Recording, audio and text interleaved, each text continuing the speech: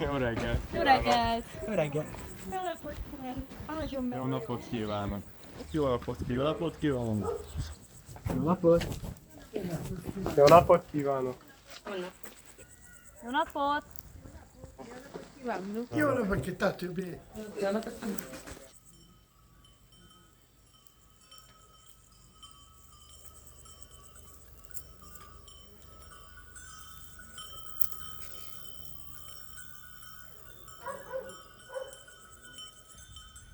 Így éjjel, mikor nem tudok aludni, úgy eszembe jut a gyermekkorom. Úgy eszembe jut, hogy volt.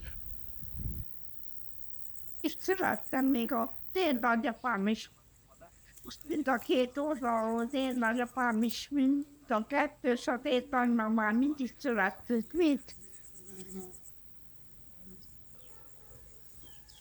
Olyan rész volt. Addig ideje mindent beszélt. Most annyi minden eszembe jut, hogy én nem kérdeztem meg.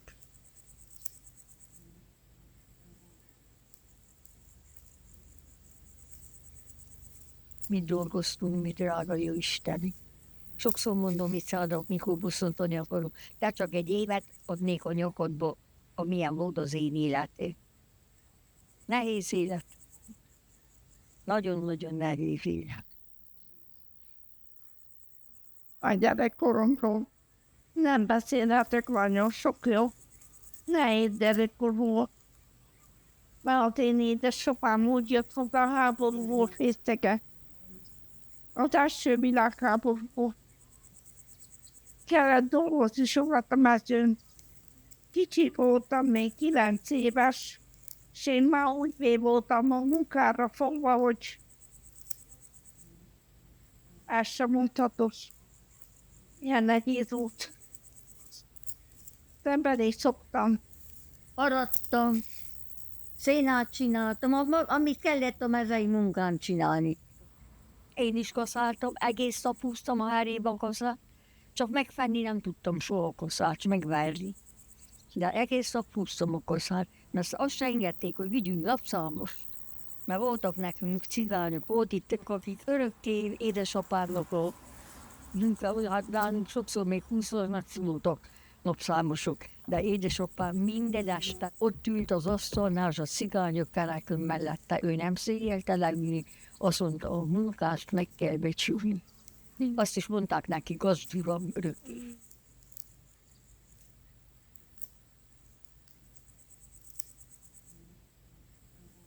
Från jag akkor így nincs futtok körül. Nem hades.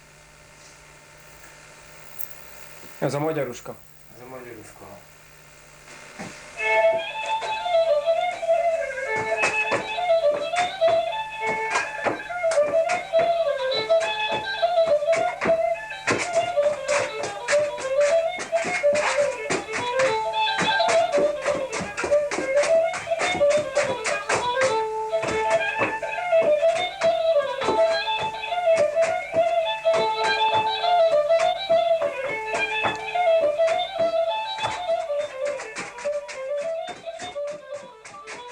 Akkor még az asszonyok jártak egymásra szelle, fogta a gyapjuk tendert, és ott beszéltek. És akkor olyanokat meséltek, boszorkányokról.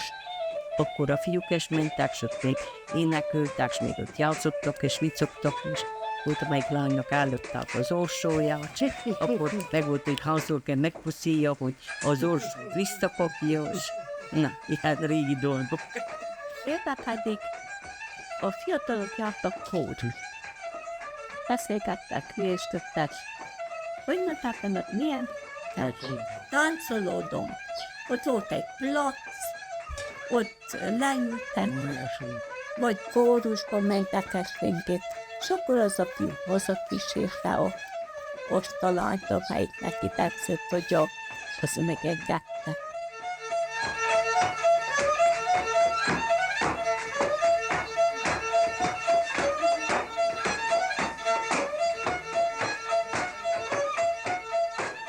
Tudod, de milyen erős falu volt ez. Itt az úton Állandóan teli volt néppel gyermekkel, annyi gyermek volt. Hát mondom, mi voltunk 24-en, a 29-esig, és 8 osztály volt. A románok is, hát mi magyarokkal vezényesen jártunk iskolában. Amelyik 29-es volt, ha román volt is, ha magyar volt és ha cigán volt, és egy osztályba jártunk. 24-en voltunk. 29-es, egyedül vagyok. Egyedül. A Prímás Csitavok volt, virágtalan volt szegény. Akkor volt itt ilyen zenész, de cigányok, tehát szép muzsikus, bálokot, és mind. Volt úgy hitták, hogy bácsi, te Vokó Borci. Az olyan gyönyörűen tudott hagedülni, hogy erős. Hát, És Andrásnak eljöttek mindig? mindig jöttek András napjára, akkor jöttek új év reggelén, köszöntöttek. Hát magyarul is volt, magyar világban is volt magyarul itt a faluban, de ott rendelték volt Magyarországról. És akkor még volt korcsó. Végül mondták, akkor már, hogy oda összegyűlt a férfi nép, ittak, énekeltek, jól mulattak, hazamentek, amelyik olyan volt az azt, hogy jól meglátták. Nem olyan nincs most. De ott a Zója bácsi bonta mátomást, ezt megisszuk, és még isszuk. Na, se. Olyan énekelve jöttek. És Klári néni, ezek a padok, a házak előtt, ezek a plecskapadok. Igen, megvoltak akkoriban, igen. Esténként arra jöttük ki. Na, szinte akkoriában szinte minden ház előtt volt. És akkor oda, még jött a csorda, a nép oda, és még volt, hogy a csarnokban, mikor jöttünk haza, oda leültünk, és áldásliget.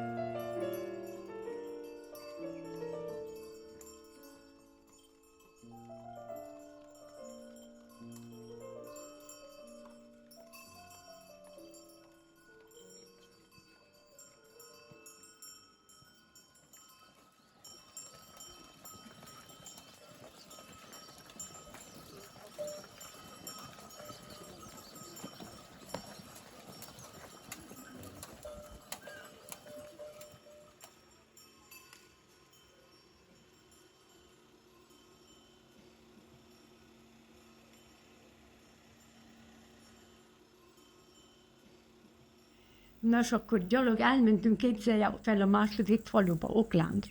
Nem tudom hány kilóméter. És akkor az első falu, új falu, ott azt mondták, hogy még nem menjünk, azt mondták, el volt úgy kötve az út, mert még ott vannak a román katonák. De mi úgy is mentünk, voltunk vagy 8-an össze, leánkák, ilyen 10 évesek volt, csak még. És ha amikor felérünk, hát tényleg, hát ott a rét teli volt, mint a tankokkal, katonákkal. Megijedtünk, nem voltunk a vitézek. Mondtuk, szenetáté, és hát magyarul szólnak. Azt mondják, szervusztok kisjányok. Akkor mi oda szaladtunk. Aztán láttam volna, mindegyik szöktünk a katonáknak az ölébe, és úgy csokolóztunk. Ott csokoltuk. Nem tudom, az honnan jött. Először, hogy magyarok vagyunk. Jaj, hogy énekeltünk? Magyar éneket énekeltünk, megtanultuk ott, hogy jönnek a magyarok.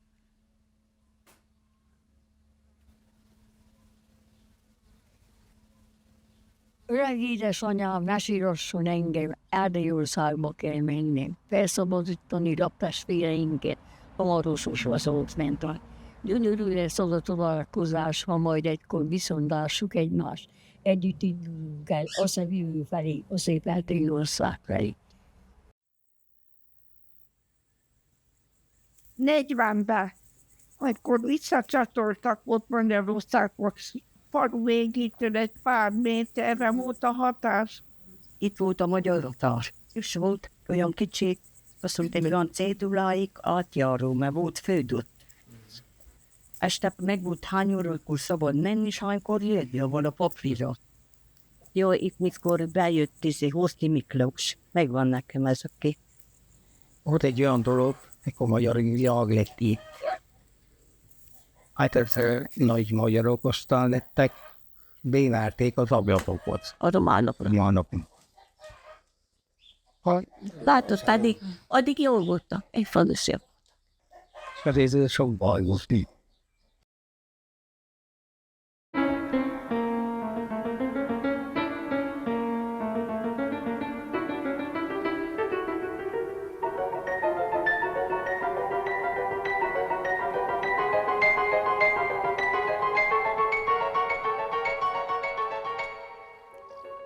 Jöttem a nővérem tőlem, a sógorom a Duda csatornáról. Jött egy, nálam egy évvel nagyobb fiú, de az iskolában együtt voltunk minden. És a dombon megálltunk. Egy óra múlva az irodára voltam hivatva, hogy mert egy kulák leánya szóbálni. Mire voltam kulák, nem tudom. Mi össze voltunk Csonavőben, hogy visszák Oroszországra. Hívták a házat, Mosú személy kulák vezér. A házakról önöket írtam. Nekünk ez ki volt írva. Hitván büdös kulák vezér. Brassó környékidő szeded a rémhírököt, és terjesztét. Hát, pedig nem is jártunk Brassó felé mi.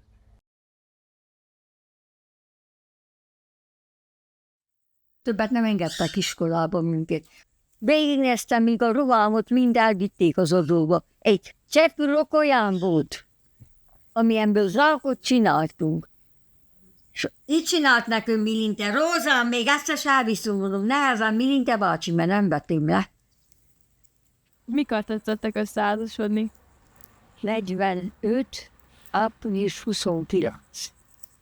Neki se volt semmije, és nekem se nincs semmi. Ő mit dolgozott? Ő is a kollektívben, itt nem volt hova menni, hogy valahol dolgoz, és nekünk nem is engedték. Ide jött nagyanyám, és akkor végtok, akkor mondja, legyen hála jó Istennek, hogy megértem, hogy ház van a Pajaszpélét. Akkor ugye jött ilyen tapsos gazdaság. Itt volt a Csolava, ott az épületben rendőr lakott. És aki nem akart a kollektívot, akkor jó megvárték. De benne kellett kötődni. Mondjuk, hogy apám nem akar, és jó megvárték. De nem szabadott másnak, mondja csak így a csavajból. Nekünk is meg volt parancsolva, hogy de gyászoljátok magatokat, mert akkor vitték el a börtönbe. Így, hogy oszulták volt, hogy a kiváltást hallották a népek, hogy ordítva fordítték a bűnébottak. Onnig orágyt. Volt, hogy nem írta inkább. Azt mondtam, megkorsult cserélő. A gépcépét a csűrbe 52 mázsok búzánk lett, és nagyanyámnak 32, egy utolsó szemét nem hagytak, mindent elvittek. Mindent. Nem volt a tyúkoknak mit enni, adjunk felé.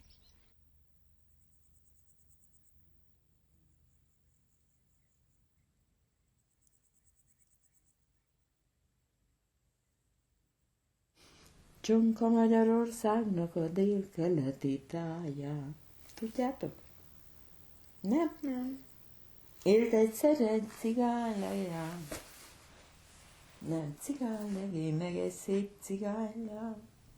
Zöld erdő volt a tanyája, puha pásít fekvő ágya. Rózsalevébe takartak, hogy a szél megjeltünk. És milyen volt régen a kapcsolat a románok és a magyarok között? Nem volt, soha nem volt semmi. Nem. Soha. Azok mind úgy beszéltek magyarul mindig. Székely Zsombor, ő mondhatni úgy, hogy 100% magyar, nem, 96. Komorodon ott nagy az elrománosodás, szóval ott is rengeteg magyar családi, de már a gyerekeket román suliba adták, stb. Úgyhogy kezdett kimaradni. Magyar nevük van, de nem tudnak magyarul. Zsomboron ez nem jellemzi. És hogyha bekerülsz egy ilyen nagyvárosba, hogy Brassó vagy olyan, és ha nem tudsz románul, hiszen van, aki lesz hol, azt mondja, hogy a román kenyeret teszed, vagy nem tudod a nyelvet? 22 éves voltam, mikor özvegyem maradtam, és a férjem 25 volt, mikor meghalt. Én azután nem mentem férjhez. Aztán kitelutasította. Most itt vagyok, ezért is. Egyet tanulj még, nem tudom, hiszed az Isten nevét. Isten van. Annyiszor megmutatta nekem, hogy velem van. 22 éve, hogy özvegy vagyok, és egyet úgy vagyok.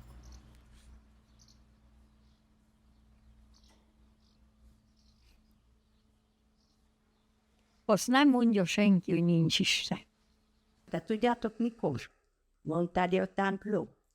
Karácsonykor, húsvétkor, pünköskor már egykor. Azon túl megint nincsen. A katolikus, amelyik úgy meg van rongálva, az úgy volt, hogy megcsinálják, mert az műándék. Úgy teli volt a templom, hogy alig fértek. Most nem menjen senki. Most tudod, hogy mi kell? Pénz. Pénz az Isten.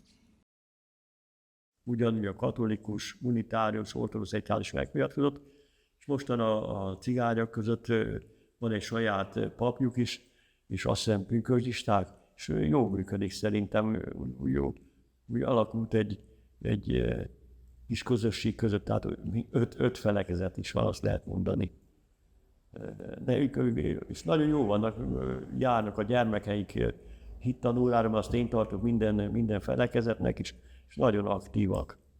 Örvendetes ez is, hogy jó próbálnak, legalábbis vallási téren próbálnak beilleszkedni.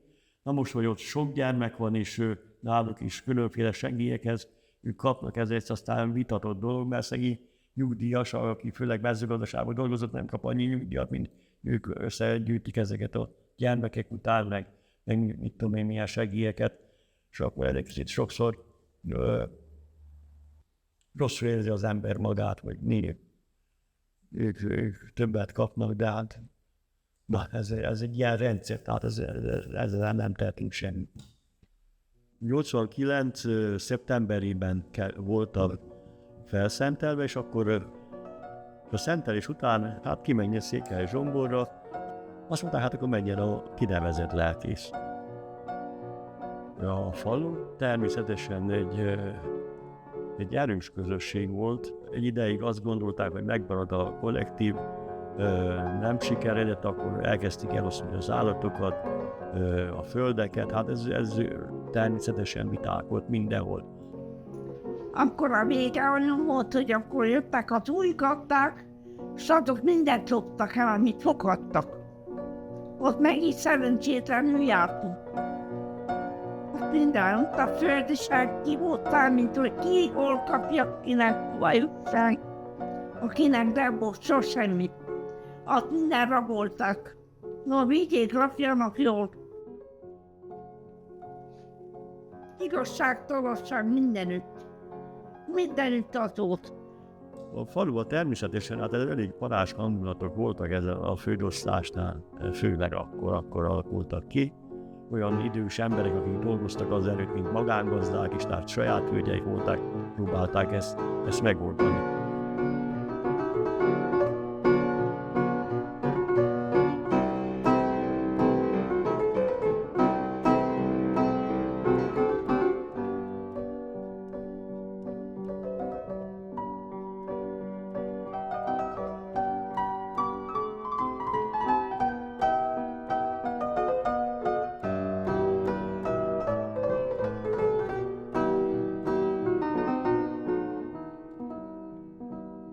Sokat mérgelődök a várom, ez egy legjobb közé tartozik, amit nem sikerült nagy dolgot csinálni vele.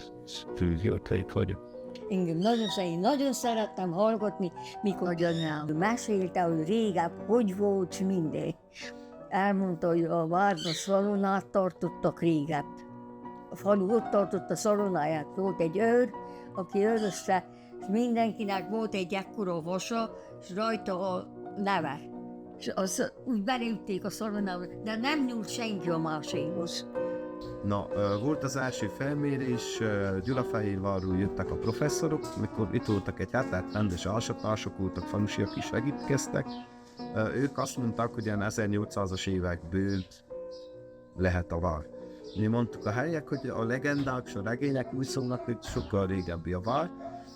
Az alsatások ki is mutatták, jött egy 52 oldalas tanulmány, hogy igenis régebbi, a 14. századig vonul vissza.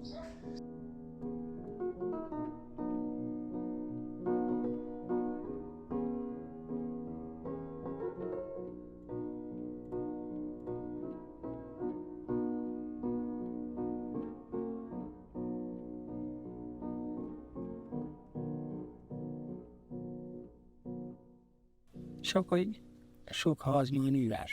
Érdekes. Minden ház. Itt, Ki. tudod, leülünk, és végig menjünk a falu. Így háztól ház. Ugye hányan kihaltak, akiket ismertünk, jó. És itt ezen a soron egy pár ház lakott. A többi már. A gyermekeik ennek se jön ide. Mind elmentek a fiatalság, mind elmentek innen. Tudod, de itt nem is annyira szép, mint kellemes. Itt szeressük, itt nálunk mi szeressük. Itt kettesben született, ételegen. És mikor tudod, hogy várod haza a gyermekeit, és olyan szeretettel vannak. Történet velem is el fog veszni, mert a gyónás, a titok az megmarad, és elviszem én is magamban emberek történeteit ünnek így el. Jelen pillanatban nincsen buszjáratunk, mert annyira rossz volt az út, hogy a buszok, hogy leálltak. Hát egy idős, hogyha orvoshoz kell menjen, valakit meg kell fogadjon, vagy most hány tanító van az iskolában? Két összevont osztályok, és van egy jó néni. Én például nem tudom, hogy most ide jó volna, tényleg betörne egy minden most, hogy legyen jó elindulni egy turizmus, minden, vagy jó volna még csendben tovább élni. Hál' Istennek most van egy fiatal csoport, ők próbálják összefogni a közösséget. Károly ennek a fiatal csoportnak a vezetője. Tehát, hogy én ezt mondottam nektek a múltkor, de a jövőképet ki kell építeni. Hogy mondjam én neked, nem is, hogy mondás, de van egy ilyen elvem, úgymond, hogy valamit hagyjunk hátra. Nem egy házat, nem egy valamit, hanem hagyjál hátra valamit. Ezt kultúrába tudod hátraadni. Gyerekeidnek, hogy maradjon meg a magyar öntudat benne, legyen becsületes, tisztességes, stb. És a gyerekek, a felnőttektől vegyék a példát. Szóval, ahogy élünk mi, gondolom úgy fognak ők is. Úgy mondták az elején, hogy fura, hogy én ide költöztem, már nagyon társasági ember vagyok. De itt is megvan a társaság, szóval ez nem. Olyan volt, hogy na akkor jó, dolgozunk, de éljünk is egy kicsit, egyet bográcsozunk. 60-an gyűjtünk össze bográcsozni. De ennyien gyűjtünk össze, ennyien szok. Csak nem igaz, hogy nincs. Hát szerintem nézzük a poárnak teli lindelet. Amit nem kapsz meg városon, és megkapsz itt, az a nyugalom. Ha nyugalomra van szükséged, akkor azt megkapod. Viszont az a legnagyobb gond, hogy itt a központban is sokan vannak, akik csak hétvégére jönnek haza. Kezdtek hazaköltözni, de ez még elenyésző ahhoz képest, hogy valamikor mennyi volt a lakosságból faluban. Körülbelül hány ház van üresen? Faluban hát olyan százalékban olyan 25%-a. Kevés. Itt Zsomboron az iskolában és az óvodában 90%-a rom. Ez azért van, mert a szülők dolgoznak általában a városon. Nincs hosszabbított program. 12-kor lejár suli, óvi, minden, és nincs aki hagyni. De most valamit olyasmit hallatozik, hogy aki nem járt össze őket, nem iskolát össze, ha megültetik. Na de miből jártos? Oda tankerszerelés kell, ruházat kell, minden kell. Nem engedheted csak úgy nyiton, hogy ki vannak engedve szabadon, mint az állat. Klári nénivel és Bözsi nénivel elég hát hosszas órákon keresztül beszélgetünk, és hát azért ők nekünk nagyon borús látás. Igen. Na, hogy igen, tényleg ez egy kicsit... Hát tudjátok, idősek, sok mindent megértek, nem volt ennyi életük, na, és akkor ők ebben vannak, hogy pohárnak a másik oldalát látják. Na de jövőre lássuk, hogy mennyi lesz a budzsé, és folytassuk jól, mert nem adjuk. Mindig azt mondják nekem a tanácsom, hogy én vagyok a pap zsombora. Hát de mondom, miért vagyok ember? Hát mindenki hozzáad megy gyúrni. Hát mondom, hogy tanácsos vagyok, ez. Akkor viszem az noteszt, és fel vannak írva, hogy mi kell. Persze, minden egyből nem lehet egyből, de ez egy lépés. Ja, hát, hogy hol lesz a falu, tudom is én 10 év múlva, az tőlünk függ. Fiatal generációtól, hogy maradunk, vagy megyünk.